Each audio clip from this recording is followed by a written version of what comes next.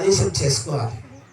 అప్పుడు మమేకానాం జ్ఞానతః జ్ఞానతత్వేన విచారయుక్తేన సద్బోధ సద్జ్ఞానః సిద్ధార్థ ప్రబోధితః గురువేవ సర్వం గురువేవ స్థితః. గురు ద్వారా కలిగేటటువంటిది ఏదైతే ఉందో అది కలుగుతుంది. నేను ఏదైతే కలగలేదు, నాకు రాదు అనుకుంటా పోతున్నావు, అది నీకు రాకుండా పోతుంది. అది మళ్ళా ముంగడికి బాకి ఉంటావు అన్నమాట. ఆ బాకి ఉన్నదే మళ్ళీ మూడు చదవాలి. ఈ జన్మతో సరిపోకపోతే మరలొచ్చి జన్మల మరల నడక నడవాలి. ఇప్పుడు మానవ జన్మ వచ్చిన తర్వాత కూడా మంచిగా తత్వం, మంచి గురువులు ఉండగా, మంచి ధ్యానులు ఉండగా, మంచి యోగులు ఉండగా, మంచి తపస్వి గనక ఈ జీవితానికి పడేటటువంటి విషయం ఉండగా కూడా బోధ పడకపోతే, చెవులు వినకపోతే, మనసు ఆచరించకపోతే, జీవుడు కూర్చోకపోతే చంచలమైనటువంటి జగత్తు లోపల ఎన్ని జన్మలు ఉన్నాయో అన్ని జీవరాశులు మళ్ళీ తిరిగా రావాలన్నమాట. మరి ఎందుకు ఎడికే ఉన్నాయి అంటే ఒక పక్షి ఉన్నది. ఆ చిలుక పక్షి అని ఉంటది. అది పంజరంలో పెడతారు, చిలుక పంచం అని చెప్పేటప్పుడు మీరు బాగా చూడండి. అక్కడక్కడ అది ఒక పత్త తీస్తుంది, ఏమైనా లోపలికి వెళ్ళి కూర్చుంటది. మరి స్వేచ్ఛగా బయటికి వెళ్ళొచ్చుగా. పత్త గుంజేసి ఆకాశంలో తిరిగేది, ఎక్కడంటే స్వేచ్ఛగా తిరిగేది, స్వతంత్రం ఉన్నది ఆ పక్షి కూడా. ఇష్టం వచ్చి నీకు వెళ్ళొచ్చుగా. మరి ఎందుకు పత్త తీసేసి మరో లోపలికే వెళ్తారు. అప్పుడు ఆ పత్త నుంచి పంచాంగం నేర్చుకుంటాడు ఎవడు? మానవుడు. నీకు గురుబలం ఉన్నది, ఆ బలం ఉన్నది, ఈ బలం లేదు, రేపు ఉంటావు, రేపు పోతావు, ఎల్లుండి వస్తావు. మరి అచ్చటి పొలిటీ నువ్వే చెప్తున్నావు కదా, నేను నువ్వే చెప్పుకుంటున్నావు కదా. నిన్ను నువ్వు కట్టుబెట్టుకునే మార్గం నీకు ఎందుకు లేదు? ఉన్నది. ఇట్లా జరుగుతుందని చెప్తున్నావు. మరి దానికి మార్గం ఏంది? జరగకుండా. ఇప్పుడు వర్షం వస్తుంది, వర్షం వచ్చేటప్పుడు కట్టగడితే ఆగుతుందా? వర్షం కాలంకు చూసుకొని కట్టగడితే ఆడ చెరువులు నీళ్ళు ఉంటాయి, ముంగట పంట కన్నా ఉపయోగం అవుతుంది, లేకపోతే కొలనన్న నిండుతుంది, కొలంలో కొన్ని జీవరాశులన్నా సుఖపడతాయి. ఇక మన జీవితం ఉన్న రోజులు కదా మంచి పని చేసుకోవాలి, మంచి మార్గం లేనుకోవాలి. అది మానవ జీవితకు ముక్తి సోపానం అంటారు. ముక్తి అంటే ముక్తిలా అడిగారు, బ్రహ్మాదులే లేని ముక్తిలా. మానవుడు ఏం చేస్తాడా? మానవుడు వచ్చింది ఎందుకొరకు? మంచి తెలుసుకొని చెడు వదిలిపెట్టడానికి. చెడు ఎట్లుంటది? చేస్తే కనబడుతుంది. మంచి ఎట్లుంటది? ఆచరిస్తే అనుభవం అవుతుంది. అంటే మంచి చెడుల మధ్య ఉన్న భేదం అదన్నమాట. జీవుడే జ్ఞాని, జీవుడే దేవుడు అంటే సందేహం లేదు. రాదు అనే సమస్య అన్నవాడే రాదు మళ్ళా వస్తుంది. అయితే నాకు రాదు అనుకుంటే ఎప్పుడు కూడా రా. నేను చేస్తా, సాధిస్తా అంటే సాధ్యము కానిది లేదు. నరుడా సాధ్యము చేయమరా, అన్ని నీతోటి సాధ్యమైతే. నరుడా పురహరుడ సాక్షాత్ ఈశ్వరుడు. ఈశ్వరుని ఆరాధిస్తుంది జీవుడే. నరుడు అన్నవాడు దేవుడు రావడానికి కూడా గురు రూపాలు, ఎన్నెన్నో సందర్శనాలు, ఎన్నెన్నో మార్గదర్శనాలు, ఎన్నెన్నో రూపాలు, నవవిధాల భక్తుల లోపల ధ్యానం ప్రత్యుత్తమమైనటువంటిదని. ధ్యానంకి ఎంత ప్రాధాన్యత ఎందుకు ఇస్తున్నారంటే ధ్యాన యద యోగ ప్రకీర్తత. శంకరాచార్య చెప్తుంటారు, ధ్యాన యద యోగ ప్రకీర్తత. ధ్యానం చేస్తున్నప్పుడు నీకేం ఎదురుతున్నా అంటే నీవు ఉత్తరే, నీ బాడీ ఉత్తరే, నీ బట్ట ఉత్తరే, నా సంసార, నా ధ్యాన, నా సంస్కార, నా అంతా ఉత్తరే అని చెప్తున్నాడు. మరి ఏది గట్టిది అంటున్నాడు? నువ్వు ఏదైతే లేదని అనుకుంటున్నావో అదే శాశ్వతమైన నీ దగ్గర ఉంది, అదే సత్యం అని చెప్తున్నాడు. మన దగ్గర లేనటువంటి వస్తువు గురించి మనం పాకలాడుతున్నాం కదా. ఆ పాకలాడేటటువంటిది ఒకటి ఏదైతే ఉందో పట్టుకొని నీకు సూక్ష్మమైనటువంటి సూచన పత్రిజీ గారు చెప్తారు కదా. మీరు ఎక్కడైనా వినండి, పత్రిజీ ఎక్కడ పోయినప్పుడు ఫస్ట్ ఇట్లా చేసేవాడు. శ్వాస శ్వాస శ్వాస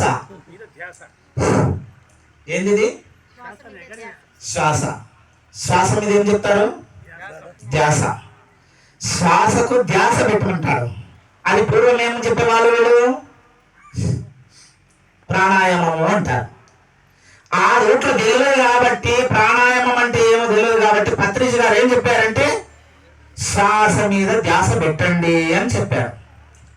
ఆ శ్వాస మీద ధ్యాస ఎందరెందరో యుగులు, ధ్యానులు, తపస్సులు చేసినటువంటి తపస్సే మీకు అందరికి అంశలు, మీరందరి అంశలే, అంశలో నేను కూడా ఉన్నాను చూపించిండు పత్రిజీ మహారాజ్. జడ్చర్లకు పోయి శ్రీశైలం బయటప్పుడు ఉన్నది కడతలు. అక్కడ 2 సార్లు ఆహ్వానించారు, 2 సార్లు వెళ్ళాను. అయితే వారు చేసేటటువంటి క్రియలో ఇచ్ఛాశక్తి, క్రియాశక్తి, జ్ఞానశక్తి అని చెప్పేసి ఆధ్యాత్మిక వైపుకు ఉమ్మడి భారతదేశంలో నేను తిరగలేని రాజ్యం లేదు. మరి ఆయన ఏమైనా ముక్కు మూసుకొని కూర్చుంటే ఋషి కాలేడా? మరి ఏదైనా కూర్చుంటే యోగి కాలేడా? మరి రెండు కొరకు తిరిగిన అంత దూరము అంత వ్యవస్థతో అంటే తెలియనటువంటి జీవాత్మలు ఎన్నో పరమాత్మ కొరకు ఎదురు చూస్తున్నాయి. ఆ పరమాత్మలో జీవాత్మను కలపాలనే సదుద్దేశంతో వాళ్ళు శ్వాస మీద ధ్యాసని లక్ష్యం పెట్టుకొని పిరమిడ్ సృష్టింపజేసి అందరికి ఒక ప్రేమ, నీ జీవితం నీ ఇష్టం, నీ జీవితం నీ ఇష్టం. మారుతావా? మంచి మార్గం ఉంది. మారవా?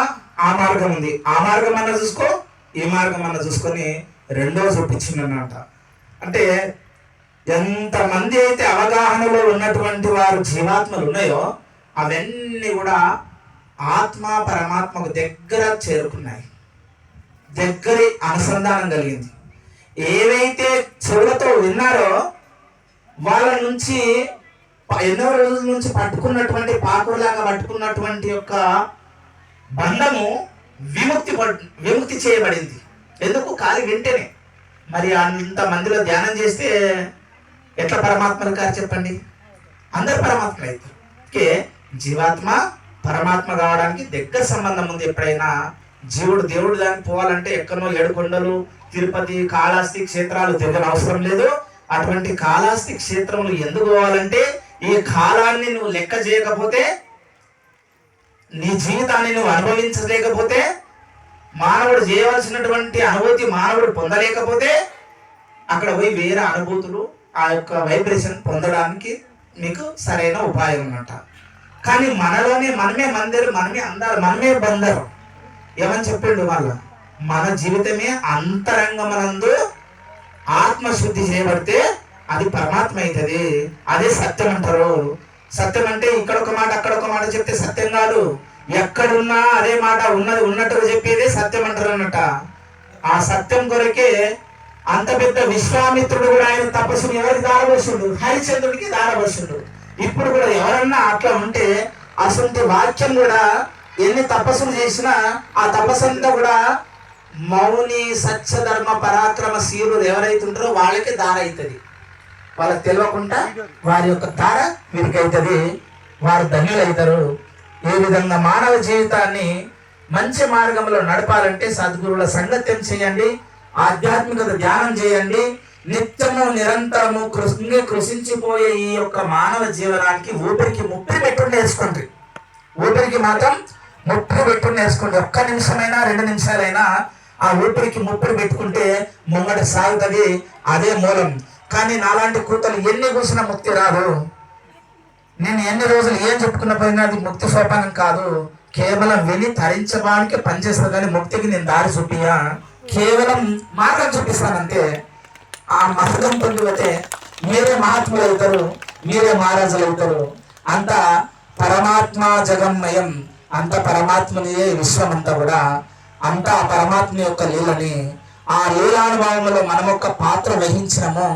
ఆ పాత్ర ద్వారా ఇప్పుడు ఈ అమ్మ నాగమ్మ తల్లి నుంచి చాలా చక్కగా ఆత్మానుభూతి 4 సంవత్సరాల నుంచి చెప్పిందంటే 4 లోకాలు చూసి మళ్ళా మనకందరికి బోధించిందన్నమాట. ఋగ్వేదం, యజుర్వేదం, సామవేదం, అథర్వణం 4 వడబోసింది 4 సంవత్సరాల్లో. అంటే వేదాలు చదవనక్కర్లేదు. అక్కడ వేదాలకు కావలసినటువంటి చతురత ఉంది, వేదములు ఉండేటటువంటి సంభాషణ ఉంది, వేదములు ఉండేటటువంటి జ్ఞాత ఉంది, వేదములు ఉండేటటువంటి ఒక శక్తి ఉంది. కాబట్టి మన జీవితంలో ఇక్కడ వచ్చినటువంటి వాళ్ళు ఎవరు కూడా వ్యక్తులు గారు, సామాన్యమైన మానవులు గారు. అసలు జీవితంలో ఒక గురువును చేరాలి, ఒక సందర్శన మార్గం వినాలి, ఒక ఆచరణ ఆచరించాలి, ఆచరణను అందరికి పంచిపెట్టాలి, అనుభూతి అందరిలో పొందాలి, అందరిలో ఆనందంగా ఉండాలి, ఆనందంలో పరమానందం ఉండాలంటటువంటిది జ్ఞానంలో యోగానికి మిగులుతుంది. ఇది అందరికీ సాధ్యం కాదు. సాధ్యతే సాధ్య, మనం సాధిస్తేనే సాధ్యమవుతుంది. ఇదందరూ మనవంతు కృషిగా ఈ జీవితం మళ్ళీ పోతే రాదు. ప్రతి ఒక్కరు వచ్చినామంటే తొవ్వ జాడిచ్చేదే. 4 రోజుల నాటకం ఇది.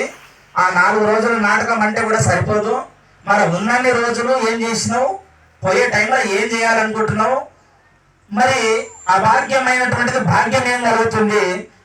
అటువంటి చూసుకొని జీవుడు ముందు నడవాలి, నడిచేటటువంటి భాగ్యం మనకు ఆ భగవంతుడు ప్రసాదించాలని తెలియజేసుకుంటూ మీ అందరికీ కూడా నారాయణ పూర్వక మంగళ శాస్త్రం తెలియజేసుకుంటూ శ్రీమాత్రే నమః.